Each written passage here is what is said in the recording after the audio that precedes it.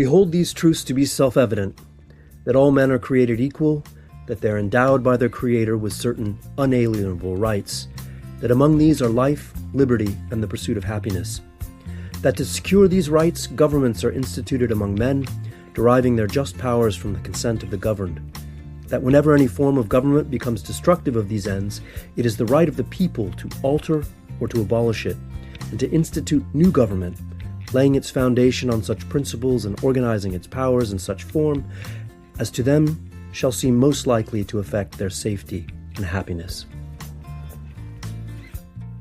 Welcome to Life, Liberty, and the Pursuit of Happiness, a podcast commemorating the 250-year anniversary of the Declaration of Independence. The show is sponsored by the Amerika Zentrum in Hamburg, Germany, and I'm your host, Andrew Sola. Happiness is mentioned twice in the opening sentences of the Declaration. First, we hear the claim that one of our three inalienable rights is the pursuit of happiness. And then later we hear that it is the right of the people to abolish a bad government and then create a good government in order to secure our safety and happiness. The Declaration also suggests that bad governments are bad because they make us suffer. In other words, they prevent us from experiencing happiness.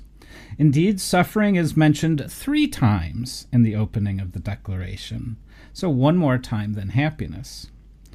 Jefferson writes that we are more inclined to suffer, while evils are sufferable, than to become happy by overthrowing our government and creating a good government that frees us in our pursuit of happiness. So bad governments are bad because they make us suffer, and good governments are good because they make it easier for us to be happy. Okay, great. But after revolting against the bad government and creating a good one, then what are we supposed to do? How exactly are we supposed to pursue happiness? Is there a right way to do it and a wrong way? And what does happiness mean anyway? Is happiness the same as pleasure, the opposite of suffering? Or is it something else? And are we really responsible for our own happiness through our own efforts, our own agency, and our own free will? Or is true happiness really out of our hands, something that just happens to us due to sheer chance, luck, or divine providence? What did Thomas Jefferson even mean by this? And what did other colonials mean by this? Did they have a religious concept of happiness, a philosophical concept, a political concept, a psychological concept, a scientific concept? And did all these concepts of happiness conflict, or did they overlap and support each other? Lastly, of course, what did happiness mean for women, for enslaved Africans, and for Native peoples? Was the pursuit of happiness an inalienable right reserved exclusively for white men with property? Or did it apply to others as well? As you might have guessed, our theme today is happiness, and I'm delighted to have with me a fantastic scholar who literally wrote the book on happiness, Professor Darrin McMahon. Welcome, Darrin. Thanks, Andy. Great to be here. Are you feeling happy to be here? I am indeed. Darrin McMahon is the David W. Little Class of 1944 Professor of History at Dartmouth. He is the author of numerous books, including Divine Fury, A History of Genius, and Equality, The History of an Elusive Idea. Most importantly for our theme today, Professor McMahon is the author of Happiness, A History, which has been translated into 12 languages and was awarded Best Books of the Year honors by the New York Times, the Washington Post, the Library Journal, and Slate Magazine. Links are in the show notes. So Darrin, happy Darrin, how do we start unpacking that rich and mysterious word happiness in the Declaration of Independence?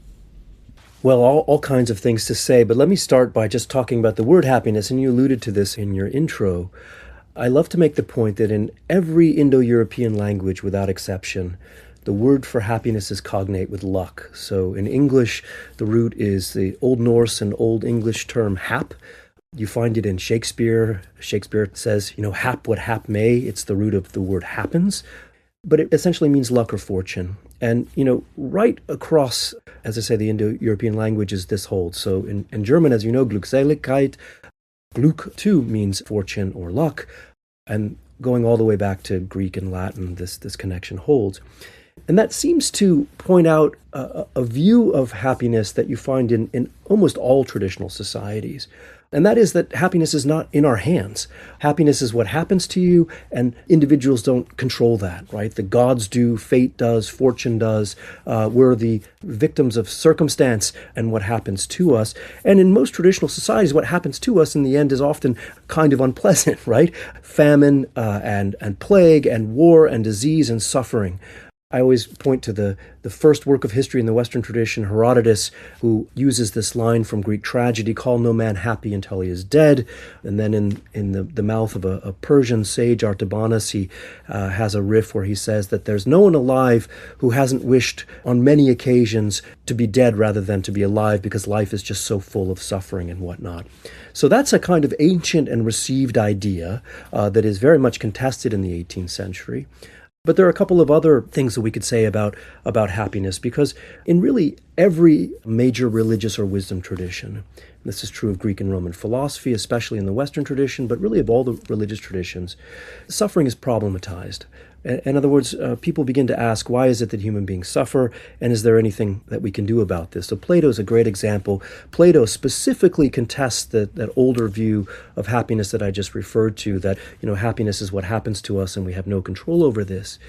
And Plato seeds the thought that actually our own actions, our own virtue in life has a lot to do with how happy we will be in the end.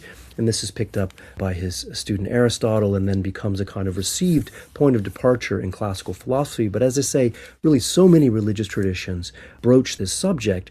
And, a couple of things we can say. One is that they don't conceive of happiness as a kind of, summation of pleasure. They think of happiness, or in the Greek term eudaimonia, as a life well lived over the whole of life.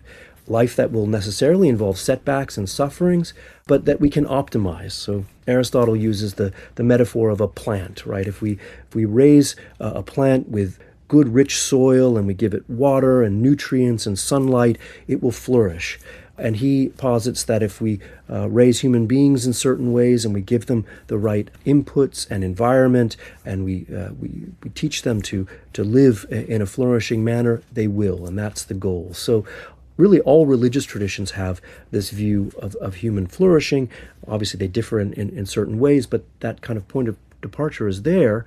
But the other corollary to that is that, happiness is not something that just happens of its own. It takes work, it takes discipline, it takes cultivation, and there's a recognition that many people, maybe even most people, are probably not going to be up to that. So the example that I always use when I make this point is that of Buddhism. Siddhartha Gautama, the Buddha, teaches that all human beings have the capacity for happiness, but the first of his Four Noble Truths is that all life is suffering. All life is suffering because most people simply don't do the work necessary to achieve enlightenment.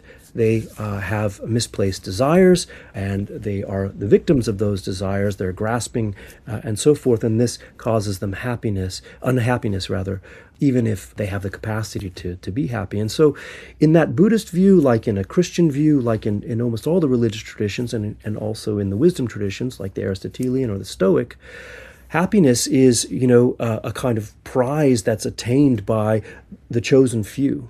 The happy few, as Aristotle says, and it's not something that we just should necessarily expect out of life. Now, that view gets challenged directly as well in the 18th century, but we'll talk about that in due course.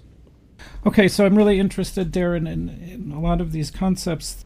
The phrase in the Declaration there at the start that I'm interested in is the pursuit of happiness. So a government cannot guarantee that we be happy, but Jefferson here makes a strong point that sort of government should get out of our way or somehow create the conditions that allow us to be freer in our pursuit of happiness. So how are we to understand this concept of the pursuit or pursuing happiness? Right. Well, there are all kinds of things to say, but let me begin by making a point that I make in my book, that what one sees in the long 18th century is what I call a revolution in human expectations. In other words, that older religious view of happiness, and that older idea that happiness is out of our hands, something that we don't have control over, are challenged directly. They're challenged by religious forces, they're challenged by Enlightenment thinkers. And the idea is presented that human beings are supposed to be happy, that we were created in order to be happy by a benevolent creator, by nature, and that when, conditions are right, we will pursue happiness and indeed find it. One famous articulation of this that is important for Jefferson is that of John Locke, the English philosopher, who writes about the pursuit of happiness at some length in his essay concerning human understanding. And there he likens human beings to objects in a gravitational field, and that's not coincidental. He's an admirer and friend of Newton, and he thinks of human beings as attracted by pleasure and repulsed by pain. And we are naturally led along in this way. Now, he has more to say on happiness, as does Jefferson, but that's one way of conceiving of the pursuit of happiness. It's something natural. It's something indeed good.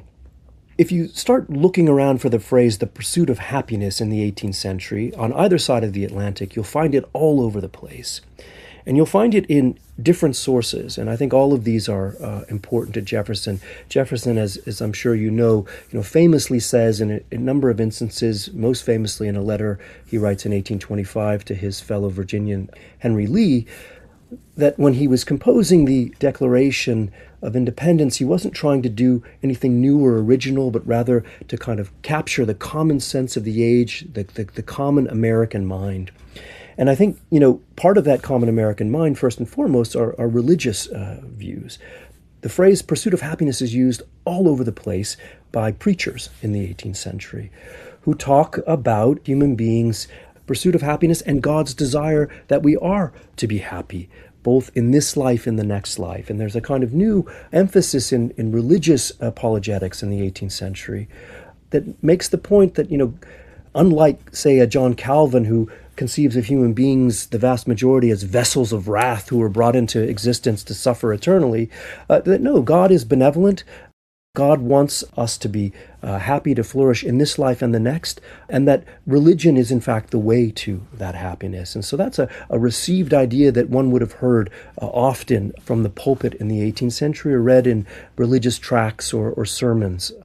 Another major source is this kind of broader Enlightenment discussion. Locke is just the tip of the iceberg. All kinds of people talking about happiness in the 18th century and human beings, indeed, not only right to pursue it, but even right to obtain it. You hear talk of a right to happiness in the 18th century, which is unprecedented and novel and really quite dramatic. People wouldn't have spoken that way prior to this point. So, one obvious example here is the whole current of utilitarian philosophy. We sometimes associate utilitarianism with the English legal reformer Jeremy Bentham, and Bentham does indeed talk about the greatest happiness for the greatest number and argues that the point of government is to, increase happiness for as many people as possible and to decrease suffering. But that general way of conceiving of utility is a really widely received notion, and you find it in Italy, you find it in France, you find it in Germany, and all over the place in the 18th century. And that too is important. There's also a whole current of Scottish Enlightenment thought, common sense philosophy, which argues that human beings are social creatures and that they find their happiness in community, and that indeed they find their happiness in pursuing virtue. What is good for others is good for us. And so I think, Jefferson is sort of drawing on all these currents, as well as the received tradition of classical thought. And we can get into this at greater length, but all the founders, and indeed anyone with an education in the 18th century, which is a relative minority, of course, but nonetheless, the founders are steeped in classical thought, Greek and Roman thought.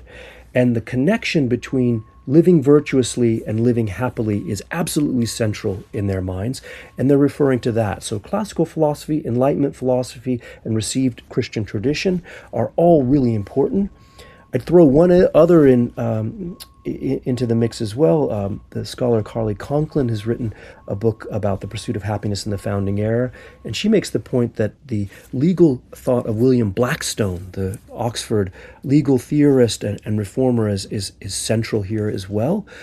Blackstone talks about the pursuit of happiness, and he talks about the way that law should align with natural law in order to lead human beings to happiness.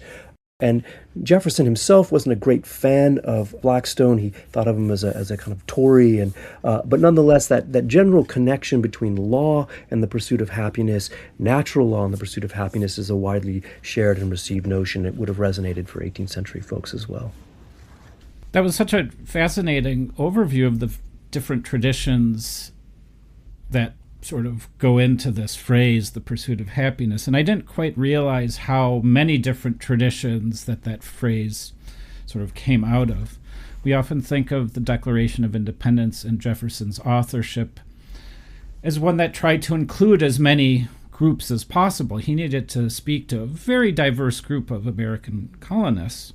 And I'm just beginning to realize now that the pursuit of happiness, that phrase, if you are particularly religious, you get your religious hit in there. If you're more interested in political or legal theory, bang, you can read whatever you want into pursuit of happiness in that respect. And if you like your classical philosophy or whatever, you can be like, oh, that's what Jefferson means by pursuit of happiness here. So it's like a really clever rhetorical strategy to say pursuit of happiness, and then I can just now see that it's applying to lots of different demographic groups there. So really interesting. I just want to focus on sort of the key ideas in that first sentence of the Declaration of Independence, and that's this tension between what you said, the traditional view, which is that it's not really in our control to be happy or not. Divine providence or fate makes it so. But what we see sort of politically, and maybe even a little bit metaphysically in the Declaration of Independence, is this idea that human beings have agency, right? No, we are not subject to mysterious forces or whatever. We can create the conditions that help us become happy. And that, for me, when I look at sort of the awesome political relevance of the Declaration of Independence, it's in this huge change of views that no, we have agency. It's not our fate to be happy or unhappy. We can do it ourselves. And I'll just note, this is a letter that Jefferson wrote to someone. He notes, our greatest happiness does not depend on the condition of life in which chance has placed us, but is always the result of a good conscience, good health, occupation, and freedom in all just pursuits. So again, our greatest happiness is not based on the circumstances of our birth, but we have this agency over our happiness. So what do you make of that in the Declaration?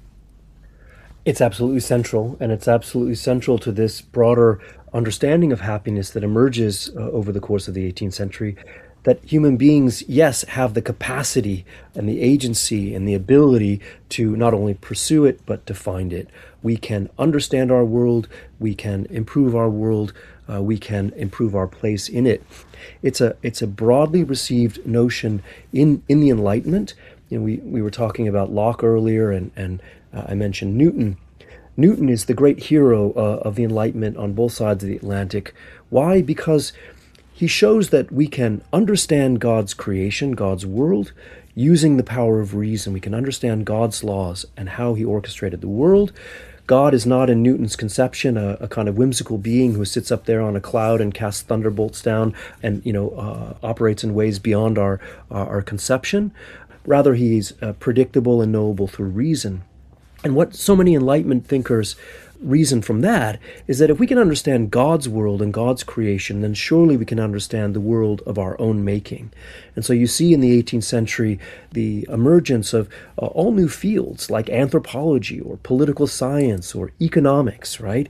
All of which sort of posit that there are laws in human activities that we can understand and study in order to influence how we act in the world, in order to improve the world. And that injunction to cultivate our garden, as Voltaire famously says, and to improve it and to make life better, richer, more prosperous, more comfortable, more happy, is, again, a broadly received notion in the 18th century. It's interesting, you mentioned there the laws of nature, and of course in the preamble to the Declaration, there's this reference to the laws of nature and nature's God. And I'll just read this for the audience again. When in the course of human events it becomes necessary for one people to dissolve the political bands which have connected them with another, and to assume among the powers of the earth the separate and equal station to which the laws of nature, and nature is God, entitle them. A decent respect to the opinions of mankind requires that they should declare the causes which impel them to the separation. So again, here we're having the references to the Enlightenment and thinkers like Newton and Locke. But what's funny about this also is that they're saying, like, this is not some feeling we have that we can't prove with facts. People expect us to use reason to create some sort of argument that justifies this. We're not just going to be like, oh, we're angry, so we're rebelling and becoming our own nation. They're like, it's respectful to the laws of nature, to the laws of reason, that we create a case that is a logical case, that's a reasonable case about why we do this. And so there, what I'm thinking is there's also this interesting connection between reason, agency, and happiness too. Yeah, absolutely. And as you say, the invocation of nature and nature's God, which would have resonated with many different kinds of audiences, and this idea that it's natural to pursue happiness. And so we're simply reverting here from a situation that's making many Americans unhappy to one in which they have the opportunity to do what comes to them naturally and should come naturally, and that is to pursue happiness. Let's look at the sort of the opposite of happiness or pleasure, and that's suffering. So what do you make of those passages in the Declaration right after the happiness section? Jefferson makes this claim about human nature. I guess we would call it a psychological claim these days, that mankind are more disposed to suffer while evils are sufferable than to right themselves. How do you read that? Yeah, that's really interesting. And it's funny, I'll be honest and confess that I'd never sort of lingered over that passage in the way that we're doing now. A couple things come to mind. One is that, effectively Jefferson is right. My colleague, the psychologist Roy Baumeister, has done really sort of legendary work on human beings' negative bias. In other words, we're wired probably through evolution to register negative or unpleasant experiences in a more powerful and lasting way than positive ones. The way that the evolutionary psychologists explain this is if you're walking in the jungle and you see a lion and you don't experience anxiety and fear, you're probably going to get eaten, right? And so that imprints on you. You know that if you're in that part of the jungle next time to have caution and so forth, and that anxiety is protecting us. Whereas happiness, if it lasts too long, makes us soft, right? I always use the example of if happiness didn't wear off, we would, just be lying on the grass, eating fruit and basking in the sun, and then get eaten by that lion, right? So, in other words, modern psychologists would argue that we do, in fact, suffer and register suffering more than we register the positive experience. The other thing I would say here, though, is that in this new 18th century notion, there is a further problematizing of suffering. I mentioned earlier that the religious traditions problematize suffering, and they do. They ask the question, why is it that human beings suffer?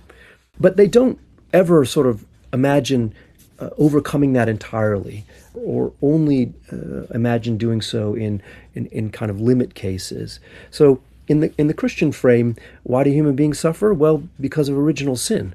God created us in order to be happy, to flourish in the Garden of Eden, but through our own willful disobedience, we broke the law and we passed that on to our ancestors. And so, in the kind of received Christian understanding, human beings will suffer in this life. Luther says all sadness comes from Satan, right? It's a consequence of sin. In the 18th century, people begin to challenge that notion, including Christians, and argue that, God didn't bring us into beings to suffer eternally. He wants us to be happy, and indeed, we should be happy. I love using this example of that kind of frame when I refer to a pamphlet that was published in the 1760s in America, and I won't get the title perfectly, but it's something like True Pleasure, Joy, and Happiness, the Immediate Consequence of Religion. And the author makes the argument that I'm making, that God intends us to be happy, and the real proof of that, the author claims, is the first miracle that Jesus performs. What's the first miracle that Jesus performs? Well, he turns water into wine at the wedding in Cana. In other words, Jesus is somebody who wants us to party. He wants us to rejoice, to be happy, and here's the evidence. So you get religious voices sort of arguing that we can overcome suffering and that we should, and Enlightenment voices too. Enlightenment voices arguing that human beings are brought into existence to pursue happiness and we should be happy. And if only we can remove the suffering, then we will be happy. And so the point of good government, as you alluded to earlier, and good laws is to kind of clear the way of the obstacles that get in the path of our pursuits. Just one point that I think is important to remember about this religious concept of suffering and obedience to the king or the divinely ordained ruler of the place. In the colonies during the run-up to the revolution, some pastors were finding passages in the Bible that very much said, no, Jesus clearly said you need to submit to the ruler. But other pastors who were patriots or rebels were like, oh, no, don't ignore those. There are these other passages in the Bible that you should pay attention to, which say it's perfectly right. God wants you to be happy, and sometimes you might have a bad ruler, and then you can overthrow that ruler. So that religious debate is also packed into the Declaration of Independence with well, no, maybe you're not supposed to suffer, and maybe God doesn't want you to suffer. And the other point I would make, which sounds a lot like Bentham, what you were talking about, and this again is a quotation from Jefferson elsewhere in one of his letters, the care of human life and happiness, and not their destruction, is the first and only object of good government. The care of human life and happiness, and not their destruction, is the first and only object of good government. What do you make of that? Well, again, a widely received notion. When I lecture on this, I have a slide in which I show, citation after citation of the founders and then European thinkers making precisely the same point. So, one that I know off the top of my head is Joseph Priestley, the English philosopher and chemist and a friend of Jefferson who comes to America. He writes that happiness is in truth the only object of legislation of intrinsic value. John Adams makes this point repeatedly, that the happiness of society is the end of government. And this is really a commonly received idea. Now, it has classical roots again. Aristotle says something similar in the Nicomachean Ethics and in the Politics, but people double down on it in the 18th century, that the very litmus test of good government is the happiness of the people. Bentham, puts a kind of finer legal point to this, and people like Blackstone and others do as well. But it's just a broadly received notion, and it's very effective rhetorically in the Declaration, because effectively, Jefferson is saying, "Are you happy?" And people say, "No." Well, we can do something about that. We can change it. We can address the obstacles to our proper and just pursuit of happiness, and we're going to do that now. Good. Now I want to sort of get another idea that we can connect to happiness, and it's the idea of prudence, the connection between prudential behavior and happiness. Because, again, I'm just close reading this paragraph in the Declaration of Independence after the preamble, right after he says that we should create a government that secures our safety and happiness. The next sentence he says prudence. So like the three words we have there, safety, happiness, and then the next word he chooses is prudence, which I think is fascinating. Prudence will dictate that governments long established should not be changed for light and transient causes.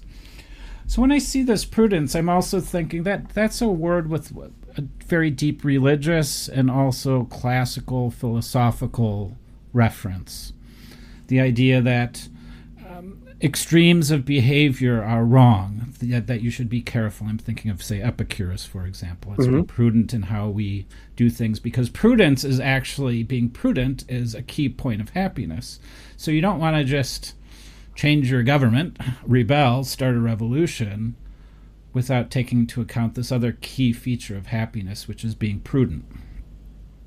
Indeed, and you only rebel after a long train of abuses, that famous line that you find in Locke's second discourse on government as well. Absolutely. Prudence is a key, a cardinal virtue, as you say, both in religious reflection and in classical philosophy. And it shows up time and time again. Adam Smith, when he talks about happiness, makes prudence the central virtue. He traces it to kind of Stoic thought, but it's there in Epicurean thought as well. And it's really kind of baked into a whole Aristotelian way of looking at the world.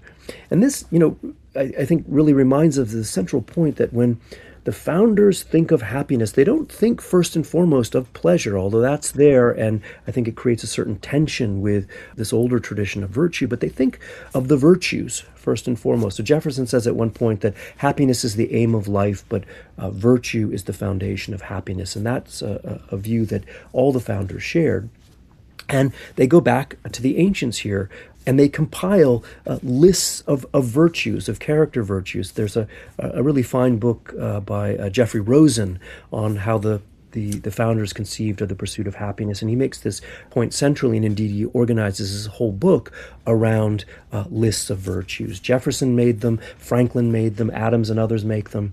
They don't always live up to them, but they try, and you'll find prudence along with justice and even things like cleanliness and silence, as lists of virtues that we need to follow in order to live in a flourishing manner, in order to live in a happy manner. And prudence, as you say, is that ability to make the right decisions that will enhance our pursuits and that will mitigate the suffering that comes from bad choices and bad decisions. I'm happy you started unpacking this concept of virtue, because I think we should not lose sight of the fact that the founders and Jefferson could not really separate the concept of happiness from being a virtuous person. It was impossible to be happy without being virtuous. So that sort of deep connection goes back all the way again to ancient thought, as we know in Aristotle, Nicomachean Ethics. But also I often think of, in much of what the founders said, Stoicism. So Stoicism is the idea that since we can't control external things, since things happen without our control, all we can do is control our attitude about what's happening around us. It's kind of maybe fatalistic to a certain extent. But also it means what you can control is your virtue. So if you just focus every day on waking up, like Marcus Aurelius saying, the world is going to be a hectic place, but every day I'm going to focus on being kind and gentle and prudent and all of these other things. If I'm taking care of my virtue, that's something I can control, and that would be good. And what strikes me as very interesting about that Stoic version of the virtues is that, again, the Declaration of Independence seems to be going against one of those central ideas of Stoicism, and the Founding Fathers really love Stoicism, really love virtue, and yet the Declaration of Independence is rejecting that key idea of Stoicism, not about the virtues, but that you don't have control over governments. You don't have control over these externalities. The Founding Fathers are like, yay, virtue, but you can control the structures that will shape your life. You can abolish your government and create a new one. Yeah, you're absolutely right that Stoicism is very important for so many of the founders. I mean, George Washington comes to mind immediately here. He's in many ways a kind of Stoic character. But the Stoics take what is initially an Aristotelian idea that we can control our happiness, our flourishing through our own action, through our virtue, and they take it to the ultimate extreme. And they discount, as you say, circumstances, external factors or external goods. The reductio ad absurdum of this is voiced by Cicero when he's talking about Stoic claims, and he says, the man of perfect virtue could be happy even on the rack, even while being tortured, right? If everything's in place, it doesn't matter what happens to you at all. None of the founders would have shared that view. They would have been closer in this respect to Aristotle himself, who, as you know, writes the Nicomachean Ethics, named after his son, a series of lectures about character virtues. And at the very end, he segues then to what will become the politics. In other words, He sees the character virtues as setting up life in the polis. And famously, Aristotle says that human beings are, zoon politikon, we are political polis animals, we are social beings. We can only flourish in good community. And the founders share that view profoundly. They don't imagine the pursuit of happiness as a purely individual pursuit, right? We pursue happiness when we promote it for others. Happiness is interrelational. We flourish as human beings in community, and this too is a kind of widely received Enlightenment view that human beings are sociable creatures and that we are our best selves when we are in flourishing communities. And so they would reject that extreme Stoic claim, even while at the same time arguing that, yes, a lot of things are in our own control, and how we react to circumstances, how we respond to the slings and arrows of outrageous fortune is to some extent in our hands. But that doesn't mean that we need to suffer just anything. And in fact, as people of agency, we can build communities, we can build governments in which we can pursue our happiness more optimally. I'm just focusing here now on a couple of quotations about Washington's Stoicism. He says in a letter here to Mary Ball, Washington, "Happiness depends more upon the internal frame of a person's own mind than on the externals in the world." And again, another address to the Episcopal Church. "The consideration that human happiness and moral duty, or virtuous duty, are inseparably connected will always continue to prompt me to promote the progress of the former," that is to say, happiness, "by inculcating the practice of the latter," the duty. Yeah. So there we have our virtuous president. I'm going to bring up this point now, and maybe you can respond to it now, and maybe you want to do it later. A lot of these, and here's a passage from Jefferson that I was just looking at. "It is neither wealth nor splendor, but tranquility and occupation which gives you happiness." The one thing that strikes me about all of these virtuous founding fathers who are like, "Oh no, you don't need wealth or any of this to be happy." I mean, it's easy for you to say, if you are extremely wealthy, that wealth doesn't give you happiness. Yeah, it's funny, I sometimes make this point about contemporary positive psychologists who, often cite data to suggest, and I think they're right in general, that, if you have nothing, then money can in fact buy you happiness. If you're sleeping under a bridge, as my friend Dan Gilbert likes to put it, money can buy you a lot of happiness. But once you reach a certain point, and it's not as high as one might think, and a couple of years ago, people were positing around $70,000 a year was the kind of optimal point. Beyond that, more money's not going to buy you a lot of happiness. So they, too, make this point. But it's funny because often the people making that point are making a lot of money. And we do know that, in fact, if you look at societies, in the Gallup reporting or other data that describes the subjective well-being or happiness of societies, the happiest societies in the world tend to be well-off and prosperous. And if you look at individual countries, the happiest people in those cohorts tend to be richer, not poorer. I don't think any of the founders would have disputed the idea that having means was conducive to happiness, that having property was conducive to happiness. Now, you've probably heard this old canar that Jefferson really wanted to say life, liberty, and property, but he cleverly crossed that out and hid it behind the pursuit of happiness. This is what Marxists used to always say when they would deconstruct the Declaration as an apology. This is actually in my notes, so thank you. Okay, great. They would say this is an apology for capitalism, right? There's no evidence whatsoever that Jefferson was thinking in those terms. You can find the phrase life, liberty, and property in the 18th century. James Otis uses it in the 1760s. Locke talks about property or estate, and this would have followed, I think, naturally from many people's, kind of first principles that having property was not a bad thing, and it should be encouraged, and indeed should be disseminated. And I will say that, the 18th century in general is unique in making the case that material prosperity is good for us and good for our happiness. There's an old received idea in both classical thought and Christian thought that there's something dirty about lucre, about money, right? It's the gateway to sin. It leads to greed. It leads to gluttony. It leads to excess. Luxury in classical Republican thought is always slightly suspect. It saps our virtue, our discipline, and so forth. And one can find these strains floating around in American Republican thought in the 18th century, to be sure, and Jefferson himself sometimes voices them, although he is also, of course, an Epicurean in many ways, a man who likes his wine, who doesn't frown at the pleasures of the body, and so forth. And many people in the 18th century are arguing that, you know what? These things are fine. We should enjoy our body. We should enjoy good food, and we should work to materially improve our life. And they begin to make that case for economic improvement. I always like to cite my colleague at Cambridge, Gareth Stedman Jones' wonderful little book on poverty, where he makes the point that until the 18th century, people thought of poverty as something that you just couldn't do anything about. There were always going to be poor people, there was always going to be poverty, and that's just the way the world was.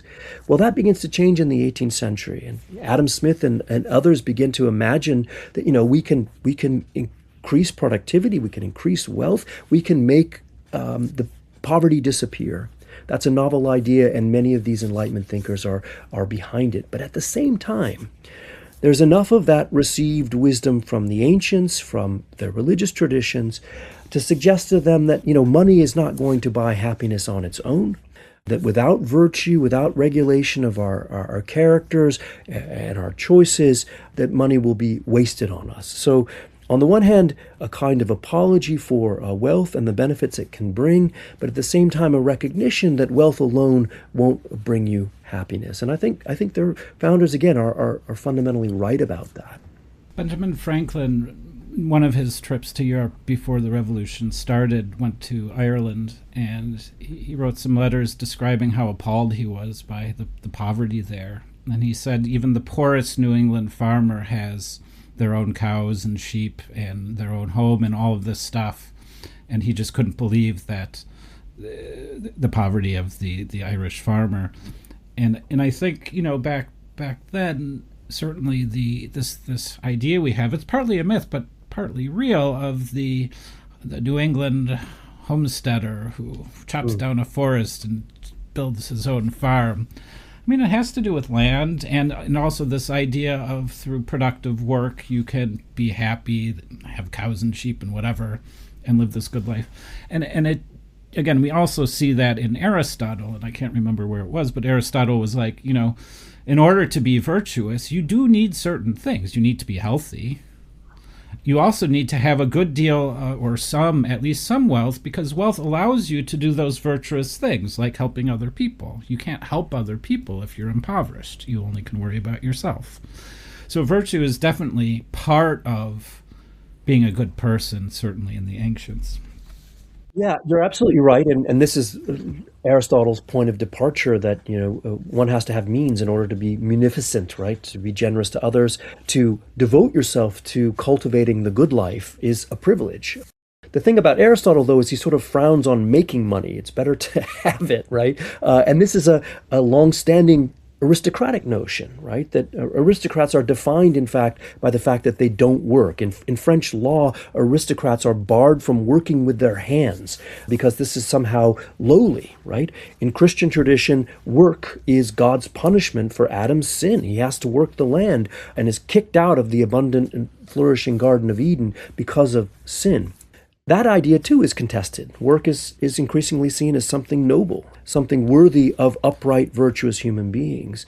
And so that would be the slight twist here. But yes, the basic idea that one can't pursue happiness in utter poverty is a widely shared notion. You mentioned, Irish farmers. I mean, my ancestors were Irish peasants, and they come to the United States in the 19th century because they were literally starving. And they saw America as a land of abundance and opportunity. And we spend a lot of time deconstructing that myth, and it's important to remind ourselves that the land of the yeoman farmers in the 18th century was, of course, taken from the indigenous, and it depended in many cases on slave labor. All of that is true, and yet there was also a certain truth to the myth of the land of opportunity. the idea that America is where you can go to make your dreams. You mentioned that I just have written this book called Equality, the History of an Elusive Idea. And I make the point there that for the transplanted European population, America in the 18th century is one of the most equal places on earth. Ordinary people have land and have opportunities. Now, again, there are major exclusions, and that equality is in fact based upon those exclusions. But among the white European population, America is an equal place, and it's an abundant place. Okay, my next question for you just has to do with the general tone of the Declaration of Independence. We've been talking a lot about happiness and then a little bit about suffering, but you couldn't describe this document as a happy document. After this opening section, basically the next 2/3 of it is a long train of listing grievances. Yeah, I love the Yiddish word kvetch, and that's appropriate here, right? I mean, Jefferson's kvetching. Americans are kvetching. It's a long list of complaints and outrages, right? And you're absolutely right. And if they were talking that way all the time, they wouldn't be happy. The psychologists tell us that, focusing on the negative all the time is not good for our happiness. But they certainly aren't kind of blithe optimists either. They recognize that America is in a less than happy situation, and there are specific actions that the king is taking to impede their flourishing, and they're going to address them head on. And so, yes, the Declaration is a list of grievances and a statement of why America is seceding from an empire, which is something of an unprecedented situation. And I emphasize that here to make the point that my friend David Armitage at Harvard makes in his wonderful little book on the Declaration of Independence, that the Declaration of Independence is first and foremost a statement in international law. It's not first and foremost a rights document. We focus, as we are here today, on discussion of rights, and that is there. But really, until Lincoln, most people didn't read the Declaration as a statement of rights, first and foremost, but rather a declaration to a candid world of the reasons why America was seceding from an empire and beginning again.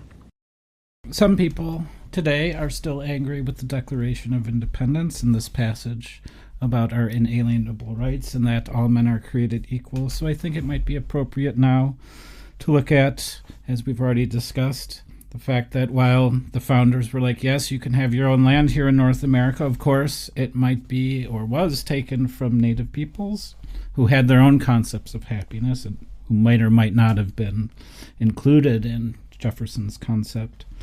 Of course, gender perspectives are maybe implicit in the Declaration of Independence. In fact, I think gender is only mentioned explicitly once when referring to the merciless Indian savages, whose known rule of warfare is an undistinguished destruction of all ages, sexes, and conditions. And of course, enslaved people, again, only tangentially mentioned. What do we make of these three perspectives about happiness or unhappiness or exclusion of happiness ideas in this document? Yeah, an awful lot to unpack there. Sorry. And I almost don't know where to begin. Well, let's start with the phrase, all men are created equal. Famously, Martin Luther King will describe this as a promissory note. He's echoing Frederick Douglass in the 19th century, who thinks of the Declaration, too, as a kind of list of ideals that Jefferson and the founders don't fully live up to, that are at times hypocritical, and yet are noble in and of themselves. And so since the 18th century, we've tried to live up to that enunciation that all men are created equal. I make the point in my book on equality that actually the idea that all men are created equal is a kind of hackneyed phrase in the 18th century, another one of these kind of received notions. And you can trace that phrase all the way back to Stoic thought and Roman law, where it's often uttered in the same discussion of slavery. In other words, the idea that all men are created equal is not in inherent tension with the existence of slavery, and the equality that's posited, I think, in the Declaration is really built upon, in many ways, a kind of a notion of difference and inferiority and exclusion. That said, And I mentioned earlier the 18th century witnesses a revolution in human expectations, and people are presented for the first time with this novel idea that they're supposed to be happy, not because of their superior virtue or their good fortune or luck, but because they are human beings, that human beings have a right to pursue happiness, or maybe even have a right to happiness itself. Now, that idea doesn't just, reach the world in one statement. If you're a Jew in the shtetl, if you're a woman in a bad marriage, if you're, an indigenous person moved off your land, if you're an enslaved person, you don't just wake up in the 18th century and say, oh my gosh, well, I have a right to happiness and now I'm going to go pursue it. And yet, the idea is powerful. And so in the 19th century, you start to see, right, social movements, women's movements, workers' movements, claiming and desiring their happiness. I quote at length in the book this wonderful passage from Thomas Carlyle, who's a kind of crabby person complaining in the middle of the 19th century that every pitifulest whipster, as he put it, has had his head filled with the notion that he is and by divine right ought to be happy. And he traces that to about the end of the 17th century. And so he kind of, he makes my point perfectly for me, that this idea has gotten out of the bottle. In America, you find in the 19th century, and Howard Mumford Jones, a Harvard scholar earlier in the 20th century, wrote a wonderful book on this called The Pursuit of Happiness, and he shows that you get people bringing suit in state courts of law against state governments for impeding their pursuit of happiness, or indeed their ability to obtain it. Now, this is something that we haven't talked about, but the Declaration of Independence famously only talks about the pursuit of happiness, but many state constitutions talk about pursuing and obtaining happiness as an inalienable right. So George Mason, in the Virginia Declaration of Right, in the preamble, which is written just a couple months before the Declaration of Independence itself by Jefferson's good friend, George Mason, uses precisely that language of pursuing and obtaining happiness and safety. The same language is picked up in the state of New Hampshire, where I am now at Dartmouth College, and right across the river in Vermont, and in other places, New Jersey and Massachusetts and so forth. And so you find cases of African Americans bringing suits against state governments for denying their right to happiness.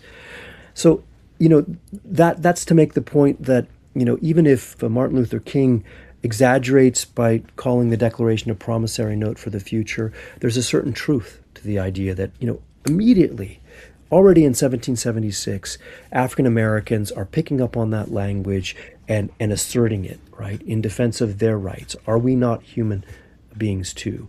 Women begin to do the same thing, again, immediately, but with increasing power in the 19th century, and other excluded groups.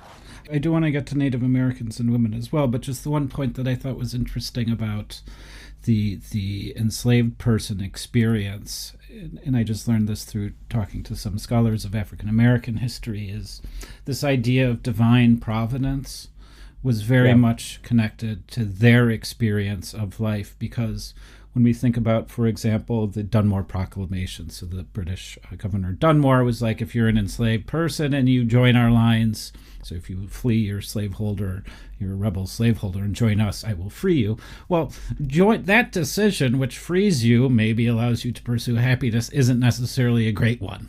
Yeah, you could stay enslaved, or you could join the British Army, and they'd also treat you poorly, and you might get killed. So within all of the bad choices of enslaved people, their concept really was, well, divine providence will make the decision at the end whether or not I live a happy life, and because I only have bad decisions, right? Right. Absolutely. And then that kind of received kind of Christian notion that, the ultimate happiness is of the next life, and this life is less important, is reiterated and reaffirmed. I've just written an article, it's not out yet, but written the article on the trope of the happy slave. And sadly, this is a kind of trope that has reemerged in the United States in the 21st century, to talk about the history of enslavement as if it, weren't so bad somehow, and that, the enslaved were really actually fairly happy, which is a kind of widespread notion among slaveholders in the 19th century. And there's a whole literature to kind of justify this. We thought we had reached the point where we didn't have to make the case, as Ta-Nehisi Coates puts it, anymore, but apparently we do. That got me interested, though. The reemergence of this idea of a happy slave got me interested in the origins of this. And so I've kind of written a genealogy of the concept. And it actually emerges in Europe in the 17th century to describe European captives who were taken by Muslim pirates in the Mediterranean. And it draws on classical roots as well. You mentioned the Stoics before. One of the most famous Stoics, Epictetus, was himself enslaved. And Epictetus, in this extreme Stoic way, will say that really our day-to-day circumstances don't matter a whole lot. It's how we react to them. And there's this kind of idea that even while enslaved, we could master our circumstances. So that Stoic trope gets wielded sometimes. The Christian trope that that this life is less important than the next, that we'll be rewarded for our sufferings here below in the life after, gets wielded. But of course, all this then is applied to Africans and the enslaved to effectively sort of. These are people without rights who are excluded from the pursuit of happiness and the freedom that it's often thought of as necessary to pursue happiness, and then granted this other kind of happiness. It's interesting that people feel the need to even justify their emotional states in terms of happiness or unhappiness, but they do so in this quite insidious and powerful way. Fascinating. Okay, why don't we talk then a little bit either about the Native American concepts of happiness? And this is something I don't know much about, but obviously Native Americans then and now have a different tradition of happiness. So how do we even begin to sort that out? So I'm not at all an expert on Native American history, but when I was thinking about this question, I put it to my colleague Colin Calloway, who's a great expert and authority on Native American history in the 18th century. And his quick answer was, I don't really think it's a thing. In other words, there's not a lot of kind of conversation about happiness per se. What I would add to that, and Colin would as well, is that I mentioned earlier that really all religious traditions and wisdom traditions have lots to say about how human beings thrive and flourish and how they can, if not resist suffering outright, then learn to withstand it and lessen it. And Native American spiritual and religious practices and familial practices reaffirm these same notions without question.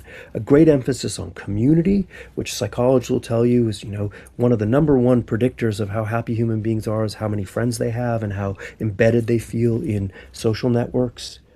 A sense of meaning and purpose that is cultivated, a devotion to family, and a sense of virtue in the sense of acting in the service of others and not simply for yourself. All of these things reaffirm and make for human happiness. We know in psychological terms, and they're reaffirmed and reinforced by Native American spiritual practices as well. So I think there is a absolutely kind of received thought or received traditions that deal with some of these questions. What would be really interesting to know is what happens when those received traditions then come head to head with the articulations of the pursuit of happiness that you find in the Declaration and elsewhere. We focus with justice on the Trail of Tears and the kind of unhappy story of the fortunes of Native Americans in the 19th and 20th centuries. But I'd be curious to investigate further the thinking around this and about ideas of human flourishing. Yeah, it's a fascinating subject. And maybe we'll just now take a look at women. At the time, is Jefferson thinking that women are somehow and I'm now thinking of white European women with property, or who have husbands with property. Can they experience happiness in the same way a man can? Can they be virtuous in the same way a man can, or are they somehow other? Right. So, all the way back to the ancients, there is a kind of, patriarchal bias built into the pursuit of virtue. I mean, Aristotle is the clearest about this. He says that women have a different kind of virtue, and there are different virtues for women. This is reinforced by Romans and Roman thought. Aristotle also famously, posits that women don't have the same capacity for reason and therefore can't aspire to the same kind of flourishing that men can. And I think that idea, whether it's articulated outright or not, is passed on and is sort of baked into many of the pronouncements in the 18th century where you do in fact see a reemergence of a clearly articulated notion of two spheres, that that public life and the pursuit of virtue in public, and for the founders, virtue is a public thing. It's about contributing to public welfare and not about your own domestic life. That public life is for men, and that private or domestic life is for women. And these two spheres are different. And so a woman's happiness in this conception would, involve family and children and homemaking and the like, and a man's happiness would be something different. And I think that is a widely received idea that's being reaffirmed and strengthened in the 18th century and on into the 19th.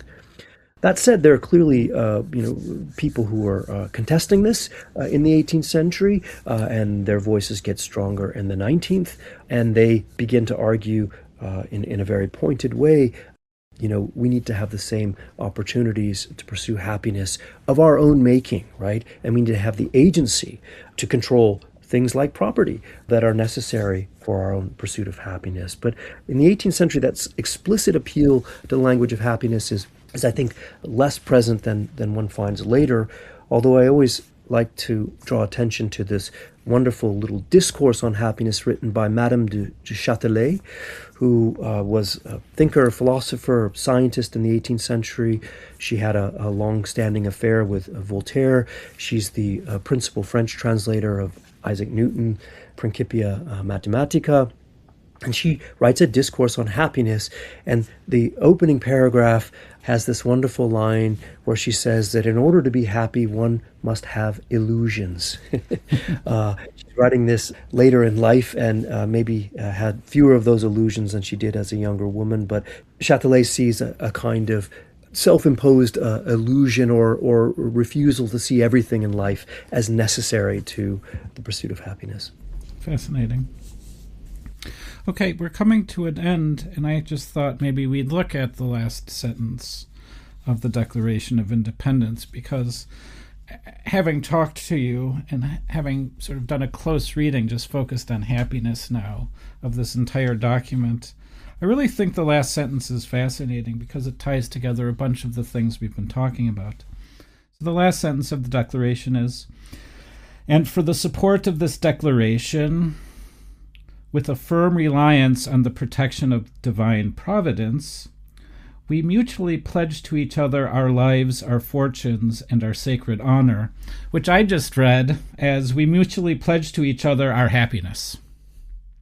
And that when we think about not only the divine providence in the first half of that sentence, but when we think of life, fortune, and sacred honor, we have like four of these key ideas. Divine providence, so it might be that fate smiles kindly on us or allows us to be happy, or God.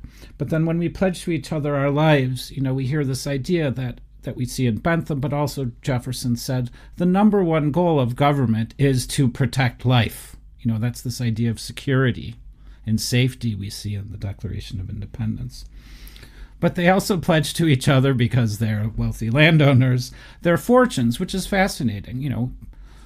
Ancient thought says you need to be wealthy, right? You need to have some wealth to be virtuous, and they're pledging to each other their fortunes. And of course, all of this is tied up in this concept of sacred honor or virtue, which might have some religious connotations as well. So I've just totally reread that last sentence to be that we're actually pledging to each other by signing this everything we have, which is happiness. Yeah, that's wonderful. And you've reframed those lines for me as well. I think it does reaffirm this point too, that when the founders conceived of happiness, again, they thought of it in terms of community. And this is important, I think, because, I've talked about the religious origins of the phrase, the pursuit of happiness, the classical philosophical underpinnings of that understanding in the 18th century, and how the founders could not have conceived of the pursuit of happiness without the pursuit of virtue. But at the same time, there is this new idea that emerges in the 18th century that happiness and pleasure go hand in hand. I mentioned Jeremy Bentham before, and Bentham says this outright, that happiness is simply pleasure, right? And so what makes pleasure for one person is not going to be the same as what makes pleasure or happiness for another. Locke is already on this in the 17th century. He has this wonderful line where he says, happiness for some men will be lobster, for others for cheese, right? If we're just calculating purely on pleasure. And I think what happens in the 18th century, and you find this in the Declaration, is this tension between the individual pursuit of pleasure, right, through, wealth, through commodities, through luxury, through purchasing, is put in tension with this older received idea of happiness as the pursuit of virtue. The founders don't fully see that tension because they're so steeped in their religious and classical inheritance. But as we move forward in time into the 19th century, that religious and classical tradition frays somewhat. And there's more and more emphasis on the individual pursuit of happiness. And here I like to call attention to that word pursuit. Samuel Johnson, in his Dictionary of the English Language, describes the verb to pursue as to follow in hostility. And if you think of, pursuing, and in fact, a criminal prosecutor in 19th century Scotland is called a pursuer, right? And if you think of pursuing happiness in these terms, it takes on a different inflection. I think it's captured a little bit in the German phrase Sehnsucht nach Glück, right? Sehnsucht has a sense of anxiety, right? A little bit. The French talk about la chasse au bonheur, the hunt for happiness. And I love that because, of course, when you hunt something, what happens when you find it? You kill it. And I think that if you think about the pursuit of happiness as this individual pursuit of modicums of pleasure, we run up against, what the psychologists call the hedonic treadmill, right? You get a bit of pleasure and it wears off really soon. And then you feel anxiety and you need more. And our economy today thrives on that very notion. And I think the founders in some ways unwittingly set that monster in motion. And funnily enough, though, we were talking about prudence earlier, and Epicurus was mentioned. The ancients actually had the solution to this hedonic trap, saying everything in moderation. You don't want to get too used to your luxuries because then it's painful for you when you lose them. Professor McMahon, we're coming to an end. I always ask my guests, here we are celebrating the 250-year anniversary of the Declaration of Independence. What do you think about? What's your big takeaway as you're thinking about this anniversary? Yeah, I have to say it's wonderful to read the Declaration. It also makes me a little sad, frankly. It's wonderful because it's wonderful to remember America that fought against tyranny and injustice, that articulated ideals that maybe it didn't always live up to, that maybe at times were hypocritical, but nonetheless were ideals nonetheless: equality, liberty, justice. It's wonderful to remember America that still considered the candid opinion of the world and thought that was important and sought to justify its actions in the world before the world. That America is harder to see these days. And so I read this with powerful emotion, but also a certain sadness. Professor Darrin McMahon, thank you very much. Life, liberty, and the pursuit of happiness. Life, liberty, and the pursuit of happiness. Life, liberty, and the pursuit of happiness. Life, liberty, and the pursuit of happiness. The pursuit of happiness.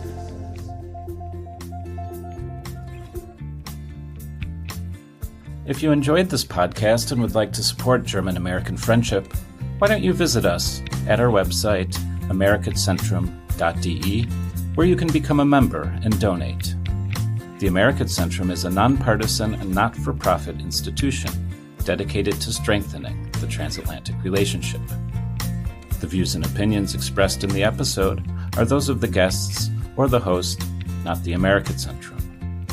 We take our nonpartisan mission seriously. Therefore, we do not take any institutional positions on politics or policy. Learn more about us, become a member, and donate at americacentrum.de. Thanks for listening.